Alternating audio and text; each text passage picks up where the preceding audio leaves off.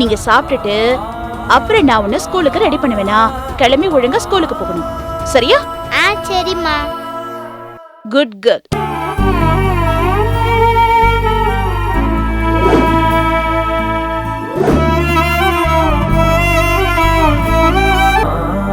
கோகிலா உயிரோட இருந்தா கூட பரவாயில்ல. அவங்க இறந்து போனதுக்கு அப்புறம் என்ன பார்க்கும்போது உங்களுக்கு உண்மையிலேயே ஷாக்கிங்கா தான் இருந்திருக்கும். உங்க எல்லாரோட ஃபீலிங்ஸையும் இப்ப என்னால புரிஞ்சுக்க முடியுது.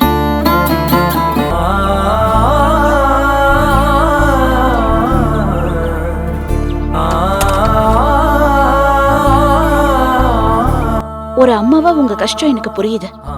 நீங்க உயிரை கொடுத்து ஒரு குழந்தைய வளர்க்க, அந்த குழந்தை யாரோ ஒருத்தர் அம்மானு கூப்பிடும்போது அது உங்களுக்கு பெயின்ஃபுல்லா தான் இருக்கும். ஆனா அவ சின்ன குழந்தை, கொஞ்ச நாள் அவளுக்கு இந்த தடுமாற்றம் இருக்கதான் செய்யும்.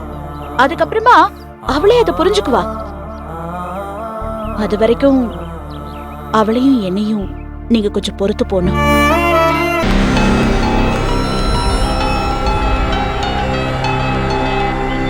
ஹலோ. ஹலோ, யார் பேசுறது? ஹலோ, நீங்க யாருங்க பேசுறது? முதல்ல 1 லட்சம் ரூபாய் பணத்தை ரெடி பண்ணி வைங்க. பேப்பர்ல ஆட் கொடுத்தீங்கல்ல, அது விஷயமா பேசணும். அல்போன்ஸ் பேரியா பத்தியா? அவங்கள நீ பாத்தியா? அவங்க இருக்கிற இடம் உனக்கு தெரியுமா?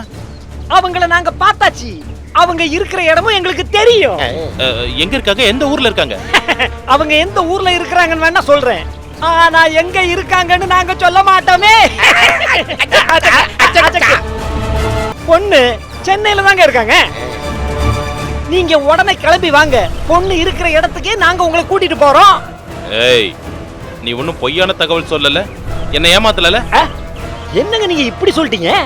ஏங்க, நாங்கெல்லாம் பிசினஸ்ல ரொம்ப நேர்மையானவங்க. என்னை பத்தி ஊருக்குள்ள வந்து விசாரிச்சு பாருங்க.